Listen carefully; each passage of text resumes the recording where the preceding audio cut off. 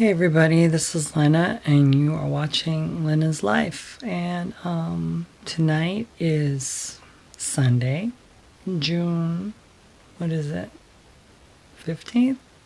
Is that right? Anyway, I had a pretty good day today. It wasn't terrible. My tooth started to really bug me earlier yesterday. Well, kind of all week it's kind of started to bother me, but I think it was more stress induced than anything else, because it's like right up in here that it just like I still feel it's kind of raw, but it's not pulsating. And I drank a lot of water because that was really helping me to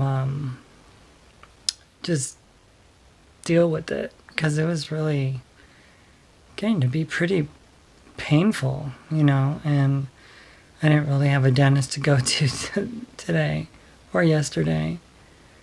But we'll see. We'll see what happens with the dentist or whatnot. This week, if I need to go, I'll go. But for the most part, my healing's been going pretty well. I lightened up my painkiller stuff. What was it? This morning, I took 1 oxycodone and 2 Tylenol, and I didn't take anything else until just recently. So I hear that oxycodone is very addictive, so I don't want to just take it unduly for whatever, just because I feel like it, because I have a prescription, right? But yeah, just a lot of sitting around. My friend had the U.S. Open on, so we sat there and watched the U.S. Open. Obviously, everybody, it is Father's Day, and for those of you who happen to be dads, just wanted to wish you a happy Father's Day. Not sure how that works out in the life of a trans woman. It's just forked to say it, I mean, these days it seems like it. But, it is what it is, and for what it's worth, it's a special day for many people. So I got a nice surprise phone call from somebody special in my life. I only have one sister. Only one. I don't have more than one. And she decided to call me. She decided to call me yesterday. Yesterday evening. And when I answered my phone, it said, because I have on my phone, if my mom calls, I have the letters M-A, because that's Ma. I always call my mom Ma. So I'd been texting my mom because I went through my breast augmentation surgery this week, and I let her know my friend's number, or gave my mom's number to my friend so that she could text her when I got out of surgery, just to let her know how I was doing. And she was very kind to do that for me, my friend. And she let my mom know. She sent 2 texts total, and just let her know that I was going in for surgery and then I got out and stuff. Well, my mom never texted back. So after I was recovering a few days, I just texted my mom and I said, Mom, are you going to talk to me? I mean, I felt bad because I wanted my mom. And she refused to say anything up until I think it was Friday, a couple days after surgery. And she said, God bless you, take care of yourself. I'm glad that you're feeling better. I feel bad that you felt bad.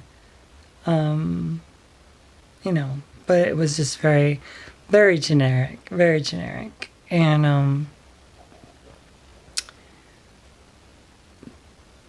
it was tough, because regardless of how they might feel about us or not, with regards to what we do or don't do with our bodies, whether it's a breast augmentation or a butt lift or a tooth implant or a Botox injection or whatever, right? It's still a procedure that is something, if it involves having to undergo some kind of anesthesia and you're under the, you get knocked out by some medical drug or something. In my case, it was propofol. You would think that they would want to just know that you're okay, right? It's just so. I get a phone call, and I go, "Oh," and I said in Spanish, "Oh, me llamaste," "Oh, you called me," like, thank you, right? And on the other line is my sister. She's like, "No, this is not your mother." And I'm like, "Oh, hi, sis, how are you? Good to hear you." I hadn't heard her since February, I think it was.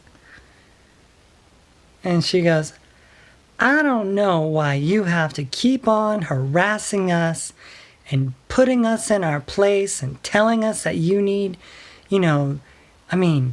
I don't understand. What is it going to take? What's it going to take for you to understand that we don't care about you? We don't care about you. You do what you do. No one's stopping you from living your life. You go." And I was like, whoa, the phone's getting a little hot, I was just like, really? And I said, well, in my book, I don't think I was harassing you. Harassing sounds a bit violent. Actually, what I was doing was asking you guys to care. And being that I was involved in some serious, surgical procedure, of your own volition, you don't even have breasts, and then you go putting them in. And I'm like, well, I actually did have breasts. I actually did have some development. It wasn't grand, of course, compared to what I have now. It's pretty minor, but there was enough of a fold for my surgeon to make a pocket to stick the implant in. Typically men don't have folds, like that would mean that there's some breast development, So over time, I have been able to develop a little bit of breast tissue, right? So I said, actually, I did have, some. And she goes, yeah, but that's all fake because of your hormones that you take and everything. And, you, this, that, and the other. And, we don't know you and we don't care. And this is what the thing that was like the most cutting thing that I heard in the whole conversation was, we don't care about you. We don't know the person you become. You're nothing like, and you're just a liar, and you've just been fooling everybody for such a long time. And, your ex did everything to take care of you and you were an ungrateful bastard, basically. And I was like, whoa, I'm like, hold on a second. I mean, is there any way that we can just kind of like talk, without criticizing? But that's not possible for my only sibling, my only blood sibling. I honestly don't think that she's capable of not criticizing me. I don't know how many times I said to her, I said, I just want to let you know that I love you and I would never hold it against you, whatever you would choose to do with your life. I don't know why my choices have to affect you so badly.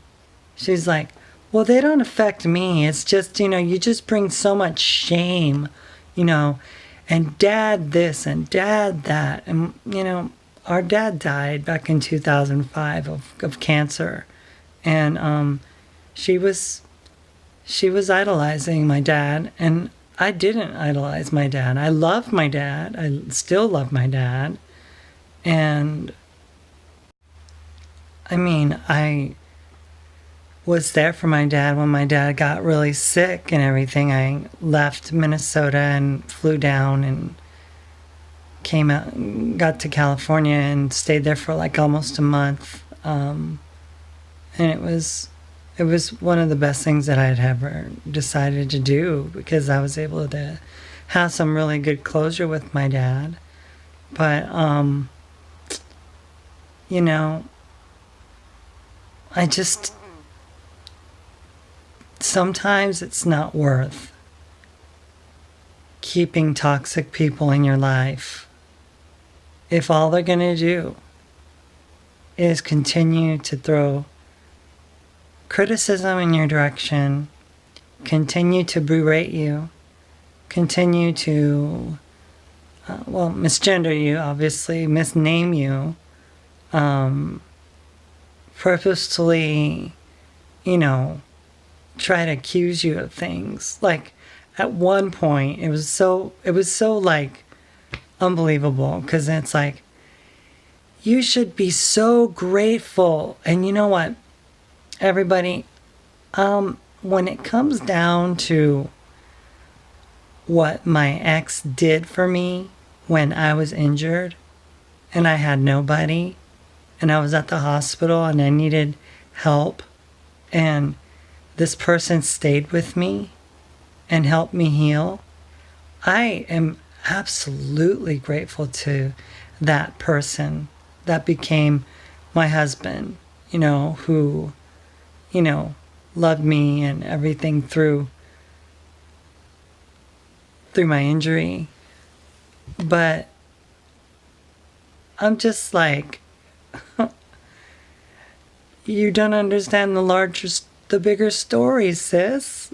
And still, to this day, if she's watching this video and she's scamming on my page, which many people still do, I would say to you, you don't know the whole story. I don't want to go into details about how I was manipulated or controlled. I don't want to go into the details about my, threat to me as a person and to my children. I don't want to go into details about, things that took place in this relationship that ended back in March. And, we're now about as far away from each other as two people can be on this United States, So I just want to just move forward and move on. I just want to move forward. I just want to move on. But she lives in the past. And everything she said to me was out of anger. There was never a moment when she just said, you know what? I just love you, and I don't agree with your choices of what you've done with your life, but I want to let you know that I will always, always love you. I mean, if the shoe was on the other foot and my sister decided to be a lesbian or something, or, if I was straight or whatever, and,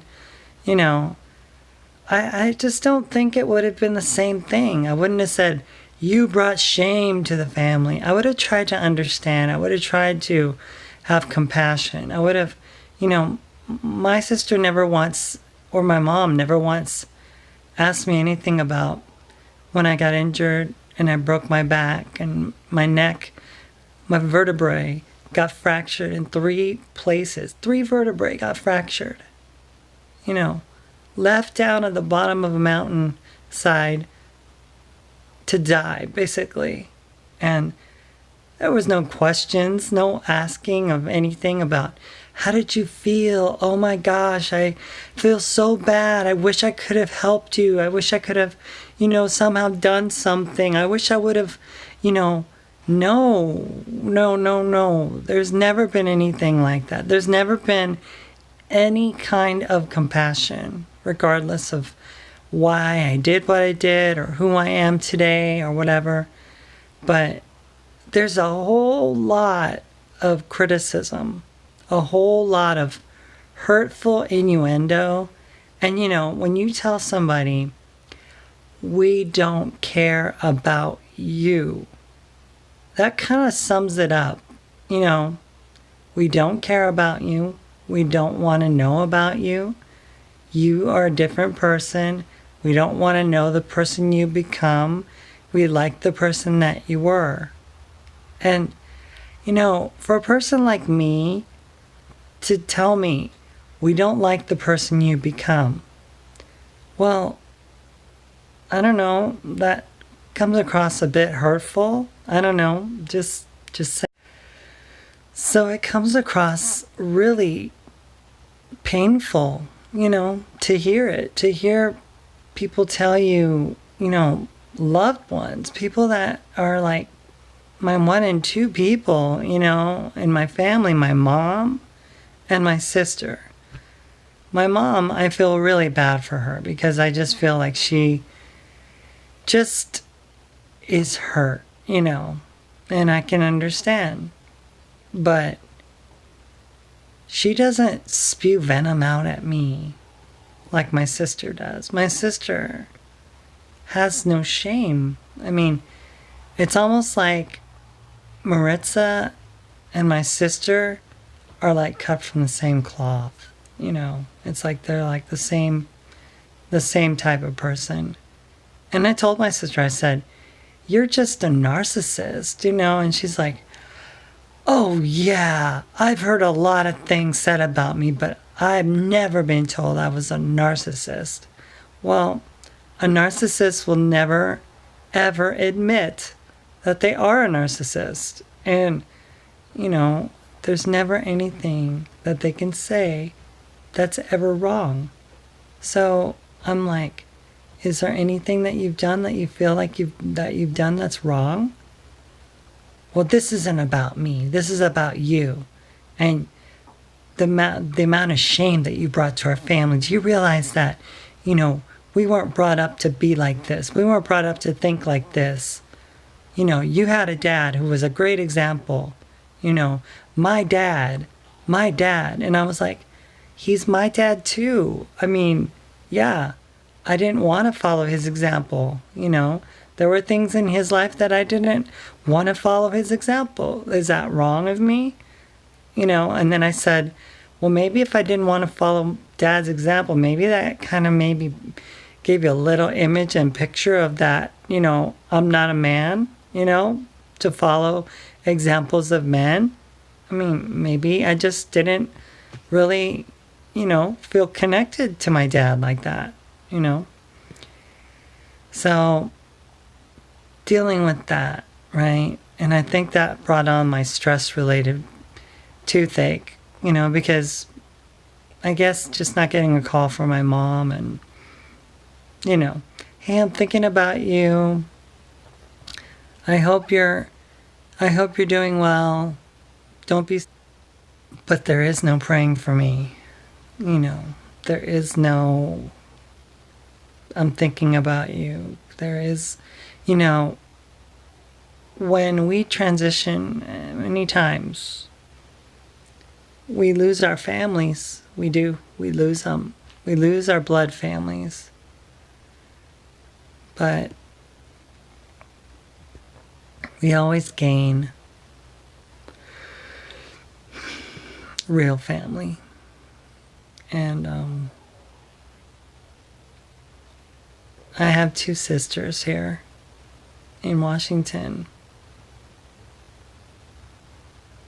And I have a pack of dogs that love me to pieces. And I'm making friends and connections with lots and lots of people. I have a friend in Portland right now who's like my sister, and I look forward to meeting her. I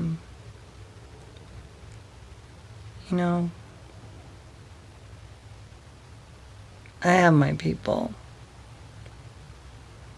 And although it hurts, to lose my sister, because honestly, I just don't see what the purpose is to continue conversation with someone who just seeks to bludgeon you and seeks to really destroy you. At one point, I was even told that something about me telling my mom that there's this one guy that's been texting me of a picture or something of himself for 6 years straight.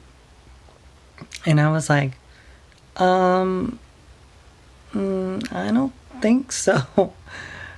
I don't know if Mom heard right. Things get lost in translation sometimes. And my mom's older. She's 86. So I did say, what I did say to my mom recently, or in the last month or so, was that I was being texted to by dozens and hundreds of men on these dating sites that I've been on, although I haven't been on any dates. I've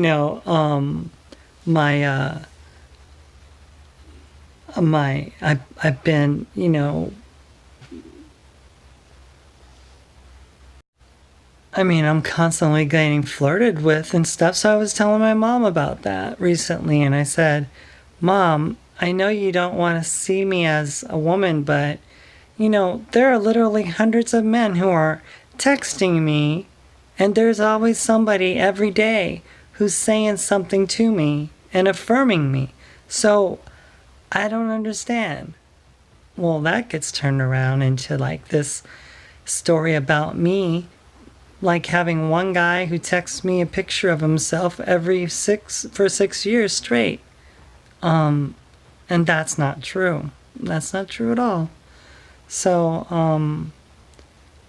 my sister was insistent. She's like, well, that's what the text says. And, and you were married. And I'm like, oh, so you're accusing me of being unfaithful to my ex because I was speaking to somebody for 6 years behind his back? Or it's like, where do these stories come from? Literally. And they're not true, but it's like, if she can find something to hang me on, she's going to hang me on it. And again, I love my sister to pieces. I always will. She's my only sister. But at this point, any further communication with her, because, she called yesterday to just pick a fight with me. That's it. And I was calm, the whole time. You guys know me. I was calm the whole time. And I didn't call her names. Although I did call her a narcissist, I don't believe that's calling people that. Calling people something that I believe that they are. I don't think that's calling anyone a name, It's like you're a narcissist, you're a manipulator and a controller and all that.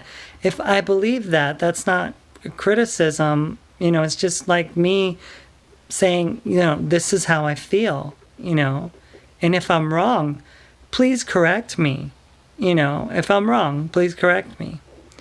But there wasn't a moment where she ever acknowledged anything other than just gunning for me and finding another piece of ammo to shoot at me. And it's like, it's so predictable at this point that it's just not worth pursuing conversation with her, because, well, so anyway,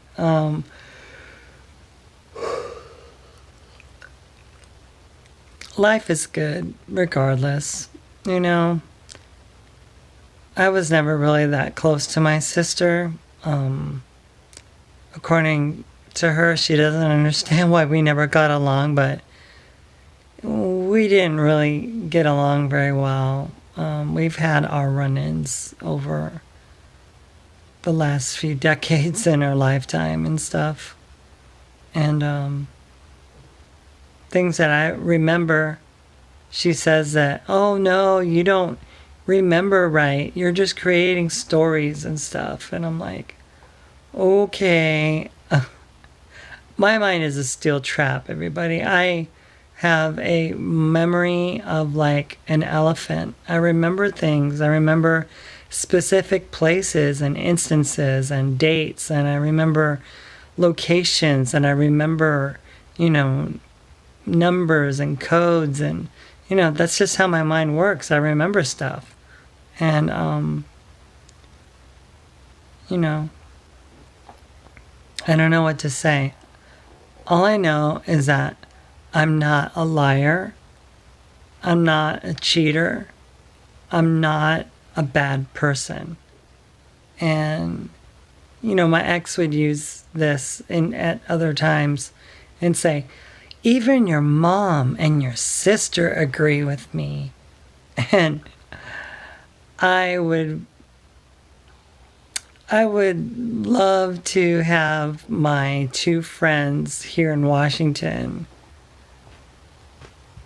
say something about that, because during the whole time I was sitting there with my sister on the phone, and it hung up every now and then, and I'd call back, and they heard it all. They heard everything, the whole story. What they heard mostly, more than anything else, was my sister's anger. And it's almost like the anger isn't just directed at me. It's anger that's directed at me at this time, but there's a lot of pain. There's a lot of pain that my sister's going through, and I don't know exactly what it is. Although I have some idea, I'm not going to elaborate. But yeah, it's family dynamics, So, my mom was like on the phone with me, and she was like, oh, and now that you've done the breast augmentation and you have breasts, now you look like a woman, and you're nothing like the person that I knew. You're not the person that I knew at all. And I just don't want to, I wish you well, but I can't. And I'm like, Mom, I'm always going to be the same person. I was sweet the same way when I was not transitioned. I was the same spirit, maybe I felt more uncomfortable with my body and stuff, but I was still the same person, I haven't really changed, I don't know, I still have the same voice. I haven't really done anything with that. It's always been the same way. I don't know what to think, but all I know is this, is that life is too short to dwell with those who drag you into a state of negativity. And if they do, it doesn't matter if it's a spouse, a sibling, a child, if it's, a parent, if it's a friend. What I would suggest is for you to walk away. Walk away. Keep your dignity about you. Don't play the games that they are playing with you. Don't let them fuel your anger. Forgive them and choose not to have fellowship with them if they're going to do that to you.